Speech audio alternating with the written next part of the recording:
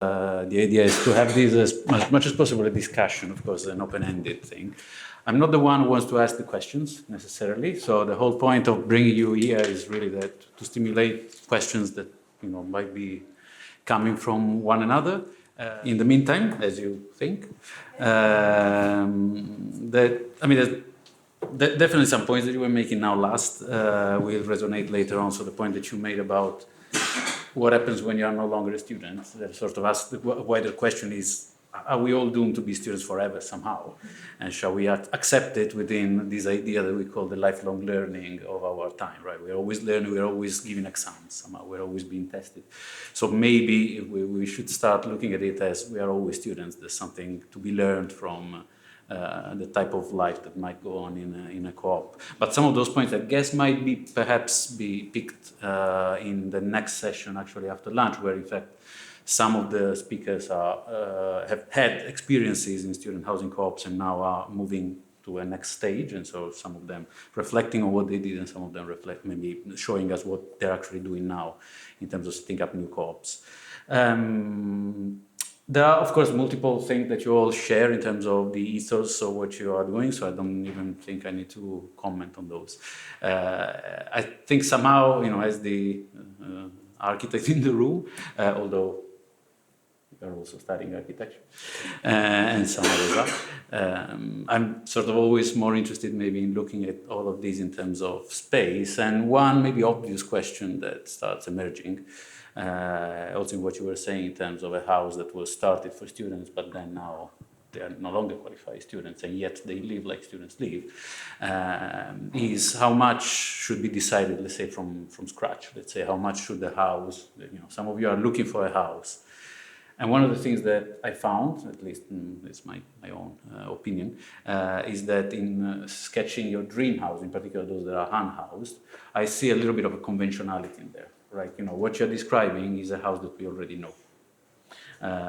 Although some of you have mentioned, in the presentations, we've also been looking for other types of places that are not purposely designed as houses from the beginning. So we might be converting offices, we might be converting an old hospital, an old care home, and so on and so forth. So places that somehow might not have the constraints of being designed for the family. Whereas in Brighton, you live in a place that was designed perhaps for some form of family at the beginning, and then you have to adapt it.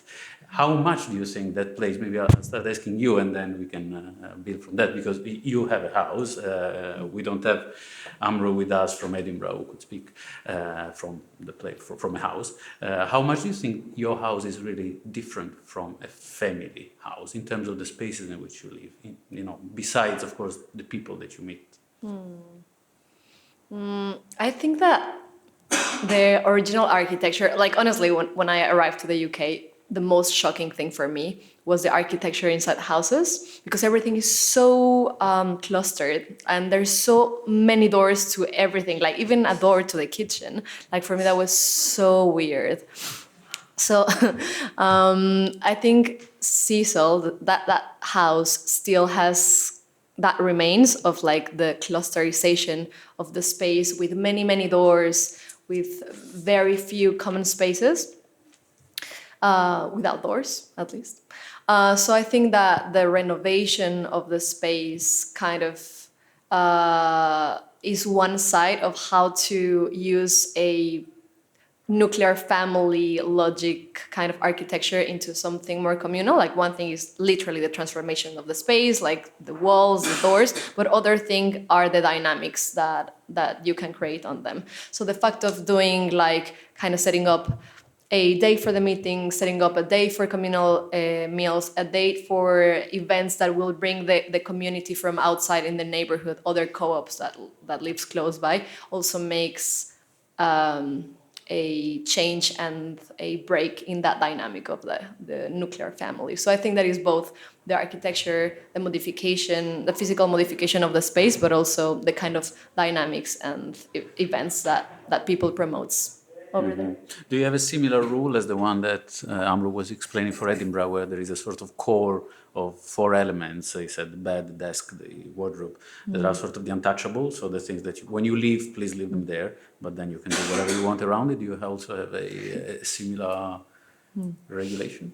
Yes, we kind of try to have like the minimum bed, desk, chair, wardrobe, and thing for putting pins on the wall thing. But sometimes other members would have painted and did like murals inside the walls, and then we just left. And the new people moving in would be like, "Oh, this is horrible! Like, why?" So we're kind of still figuring out if we want to make a policy to that whenever someone is leaving, is kind of bringing the place back as it used to be when it was first given to them. We're still in that process. Okay. Any questions from anyone? I don't want to be the one. Yes, I think we have some mics. Oh, you can speak. Is it loud enough? Maybe it's for the sake of the recording. Sorry. I was just going to ask people that live in housing co-ops, what kind of housing options do people move into after they leave a housing co-op, and why do you think they move into that option? Yeah.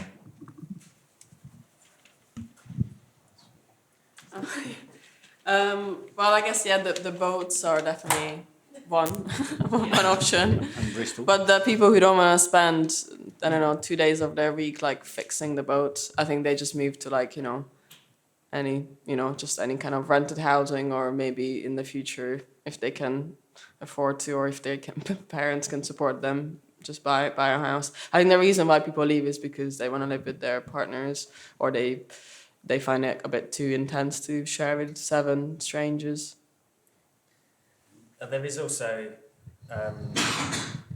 another option, which is that people start to build up capital for themselves and actually then take the plunge into maybe trying to buy somewhere, or sort of building up enough reserves to actually enter into the private market elsewhere. But and that's one of the things that Sanford does provide, is that feeling of security. And it's really palpable when somebody moves in for the first time, a new member moves into your house, you really sort of notice this just sense of like, oh wow, I'm going to be okay. And so that's then gives them the opportunity. It usually takes about a year or so before people start to feel like they really get involved, maybe take up a role within the co-op. And if they are in secure employment, then they start to maybe build up some savings.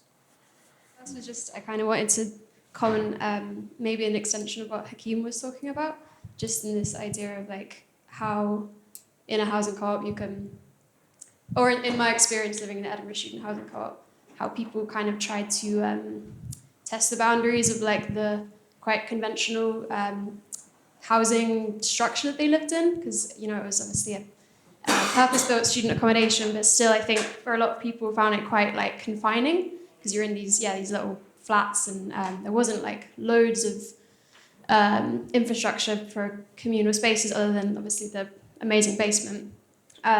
So what I kind of noticed people would do is like make little modifications to the actual building, like tinker with the windows so that they could fully open and they could like climb out and sit on like the roof of the petrol station, which was on one side. And on the other side, again, like it's sort of like a really blessed situation that Edinburgh has, but it's bordering a big park in Edinburgh with the meadows. And what people would do is kind of like almost use the meadows as like an extra extension of the co-op. So like all the windows on one side would face out, and then you would kind of end up like having this big, I don't know, like everyone was sort of facing out and conversations would happen just, kind of across the park into the building. So I don't know, that kind of just made me think of your point about ways that you can modify the space to make it more sort of communal. Wow, that's much louder. The second thing that I just wanted to say quickly, or as a question actually for Rich and Herta, is it?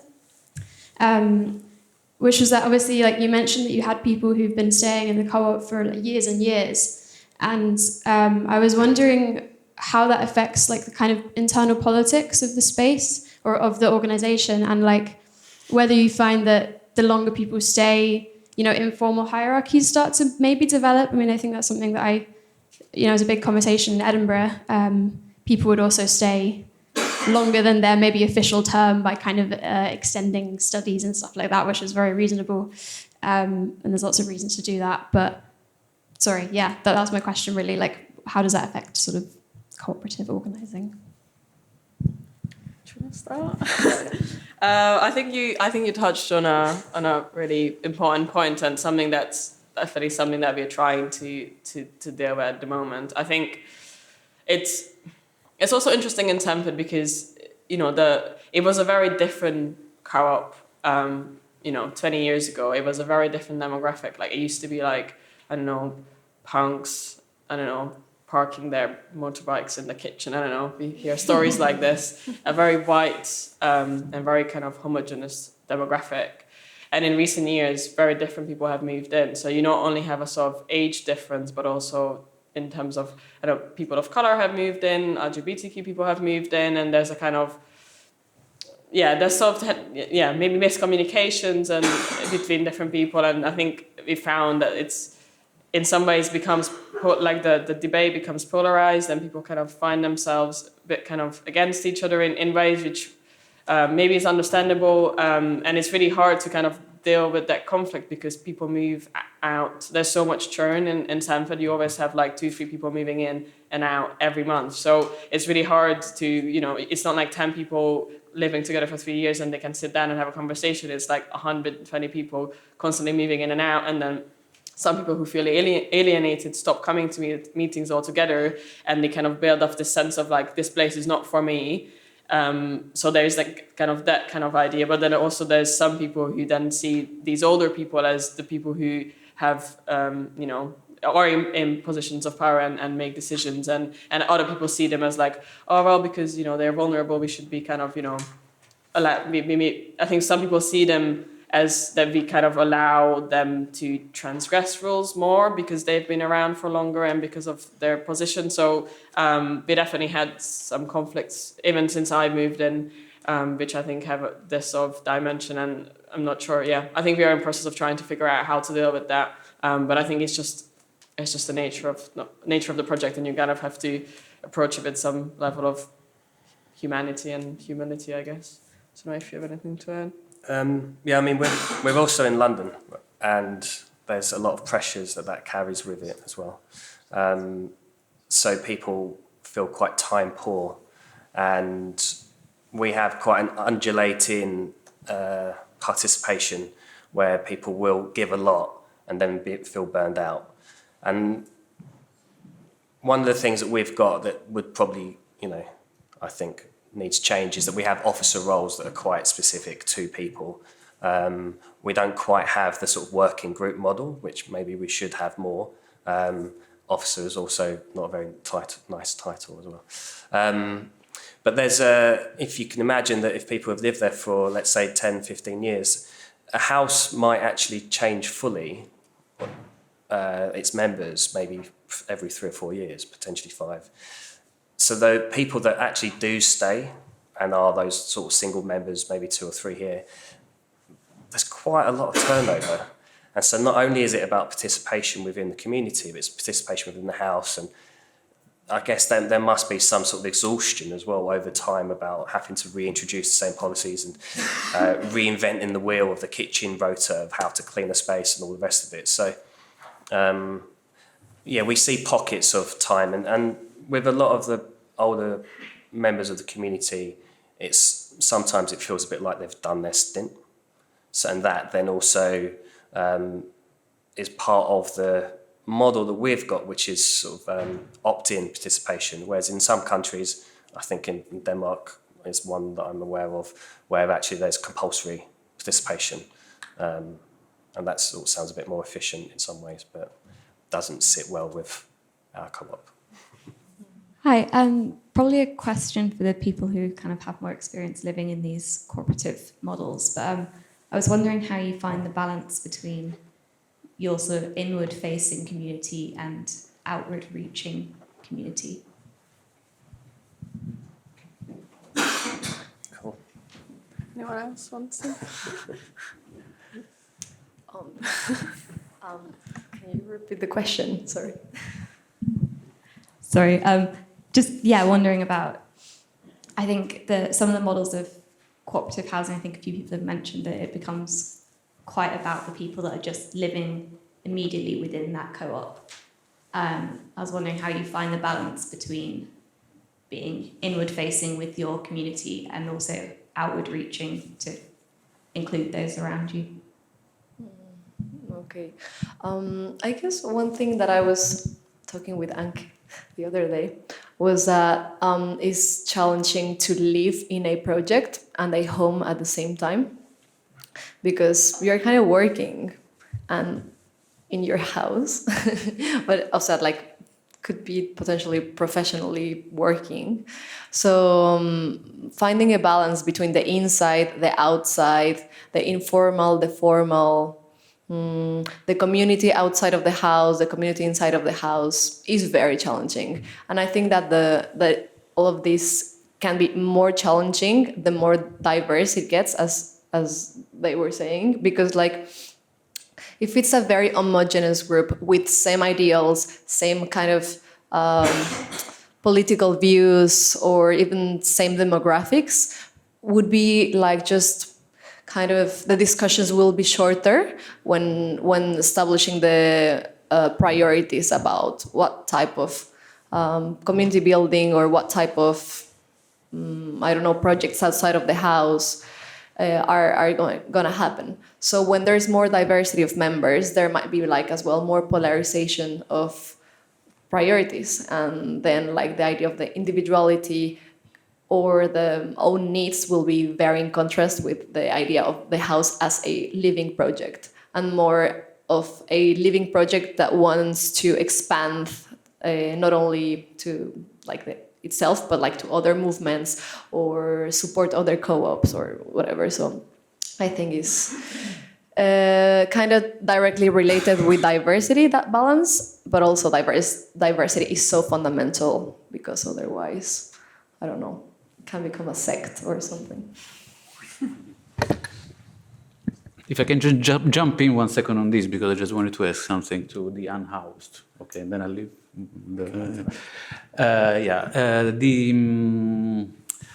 So this thing, I mean, somehow the question is also about how do you want to relate to your neighbors, which in the first place is who are your neighbors? Where do you find your neighbors, basically? That goes back to the point that you were making in explaining where is actually Sanford located. It is located, I think you used the word in toxic land, right? It was a piece of land that was not really great for a developer, perhaps, and that's it. Then, when I heard your presentations, again, you're projecting what you would like. You're all very urban, okay? You're really dreaming urbanity. You speak about the tenement. You show a number of buildings that are derelict. And then on the other side, you have also a very much garden-oriented approach somehow, where you said something also about food independence, I think, or food autonomy. So my question is, how urban do you want to be? Would you be, of course, I know that there's an obvious logistic aspect that you want to be as close as possible to the university halls, because that's where you're going every day. But within a world where perhaps after COVID again, we might have been a bit despecialized, and we might perhaps be working from home or studying from home a little bit more. How much do you see an opportunity maybe finding sites in slightly less expensive land and, let's say, accepting not to be in the middle of the city? Is that something that would be completely stupid idea? Or how much urban do you want to be, basically, the question is. For myself, I come from the Highlands in a very, very isolated village. My village had 1,000 people, and I went to a high school of 120. And from my own personal experience, that's something I would never, ever want to do again. It makes me feel hopeful, and I really enjoy connection. And I also like the feeling of being alone in a crowd. So just from my personal positionality, that urbanism is so entwined with the ambition I have for the cooperative. And as Hakim was saying, I guess if I was to talk about this in a meeting and organise with other people of different experience to fund a cooperative, I would want to make the case for urbanism because it's what I want, but I know that a lot of people do have a desire for a more peaceful kind of life where I actually enjoy the busyness of the urban, and I do find some peace in it as well. And I think part of that is finding third spaces which are part of the city, but also maybe not so busy. And my academic interest in cooperatives is also about urbanism, as in my dissertation will be about the right to the city and housing cooperatives, as in how do cooperatives prioritize access rights to urban space over the owner's right to own them. And for me, that's my personal interest, so I would really advocate for an urban cooperative, and in Glasgow, I would really want that. And also a lot of our older suburbs are quite dense. They are tiny blocks of about like 2 to 3 flats on either side of a floor of like 3 to 5 stories. So they can be really, really dense. And I think another thing I wanted to mention in my presentation, which I forgot to, is that in Glasgow, our urban space is quite well connected, and it's also not that big. Like this is my first time in London, and I've kind of been blown away by just how big it is. So in Glasgow, our educational institutes are quite spread out, and something we've talked about is the idea of having multiple cooperatives within Glasgow, like for different districts, like a south of the river, north of the river. And like our subway is a big circle, so it is quite easy to get around. But it's something we've considered in that we'd want to expand horizontally rather than vertically. And it's something Edinburgh have said as well, in that I think it was with Emery we were talking about this, in that Emery feels like Edinburgh is as big as it's going to get. It can't really scale up. What it can do is scale out and help other cooperatives. So we build that broad-based horizontal movement. And I think that also relates to how we connect the urban and we make it a better place to live. Yeah, I think that anyone would be willing to live outside of the city centre if the city was functioning correctly. And that relies on, adequate urban planning and access to transport. And unfortunately in Cork, that's something that's a massive struggle. There's been huge amounts, like vast, just like swathes of like unplanned urban expansion that has been just exclusively 3-bed semis, and that's something that we now have to deal with. And no more than what May was speaking about with regards to third spaces and like access to public space. I mean, while we would enjoy the use of a private garden, equally like community lots and efficient public space would equally facilitate that. And just to speak to the comments you made about like a lot of what we were presenting were very stereotypically domestic.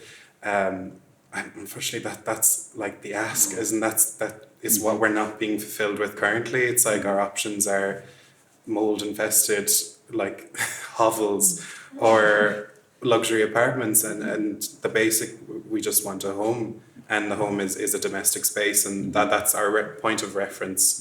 And obviously student accommodation has the potential for increased kind of expanding what that space could look like spatially, but unfortunately, as I said, that's our point of reference is the home. That's what we're leaving, and that's what we're looking for.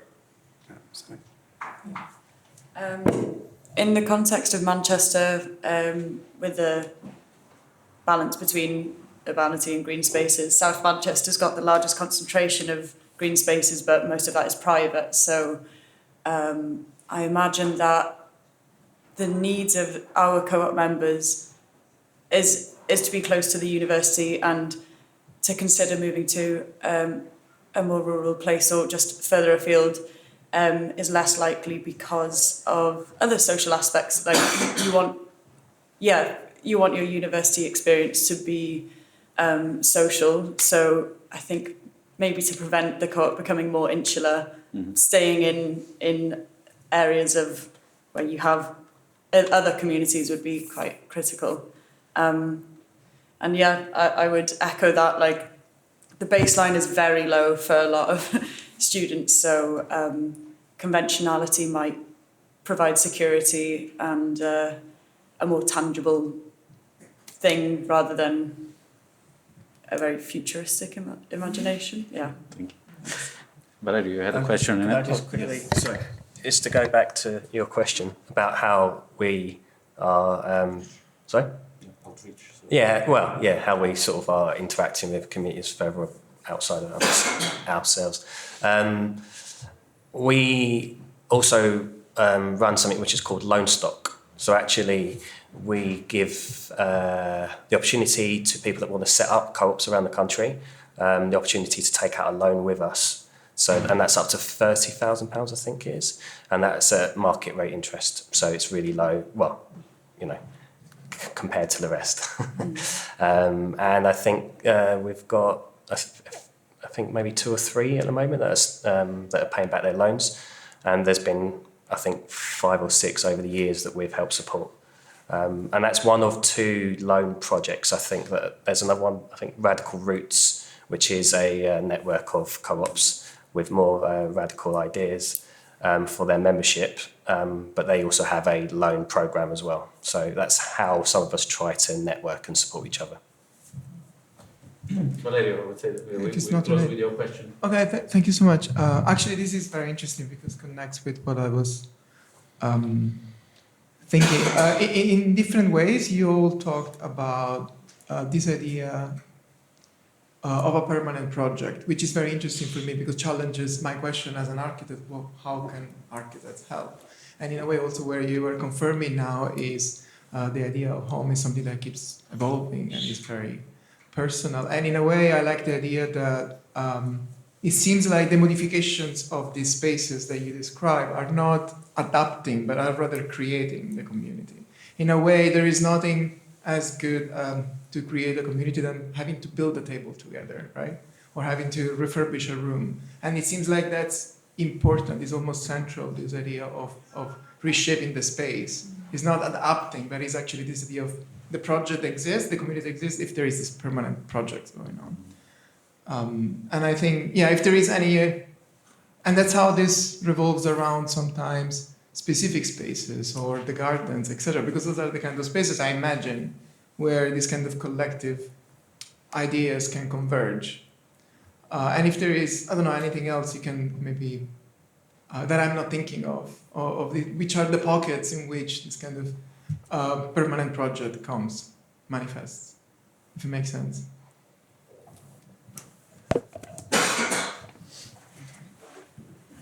I know that a lot of, I'm not wording this well, something that cooperatives really need help with from architects, and particularly in Glasgow, is we just need practical help. We completely admire grand visions and schemes and the beauty of architecture, but also we need to have a focus on material conditions for housing. And something that we've really struggled with in Glasgow when we're house hunting is get somebody to survey a building. And I'm not exactly sure if architecture and those skills overlap, but we do need a lot of practical help. And also just logistical things like making buildings fit HMO regulations for Glasgow, like rooms have to be specific sizes. And something that we put so much thought into this is one of the bedrooms in a terraced house was about 20 centimetres too narrow to meet a HMO regulation.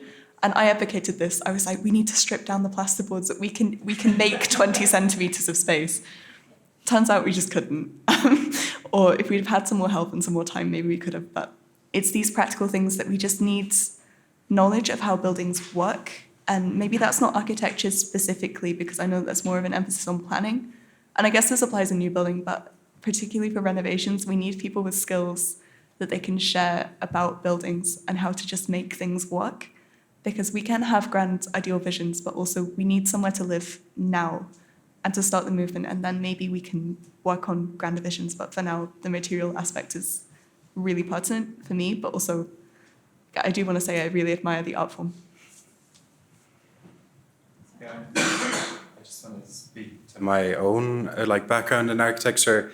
I've just completed my bachelor's, but I think at least my own experience of the field and the training that I've received is we need to adapt past this idea of a project completion and much more into an expanded idea of a project, and expanding our skills in co-design spaces and participatory design, and all of those things need to happen within education, like for an architect, and that the role has to become less of it is, but it needs to further become less of a top-down and much more of a person who can act as a translator between the realm of the page and the physical, and provide those skills to students. And like cooperatives have their challenges, but student cooperatives have the added challenge of the really, really quick turnover, and like personalizing design of the building for the tenants is difficult because the tenants are continuously changing. So it's a massive issue, but it's something that needs addressing. But this idea of the project isn't finished when the tenant moves in, it has to be the way it goes forward. Great. So thank you, everyone. I'm mindful of time. I'm sure all these conversations will keep on going in the afternoon and tomorrow as well. So we break now for lunch. We're going to be back maybe slightly later than what was planned. So let's say we aim maybe to start the second session by 2:15 perhaps, which gives us about 45 minutes to relax a little bit. And thanks everyone for joining the morning.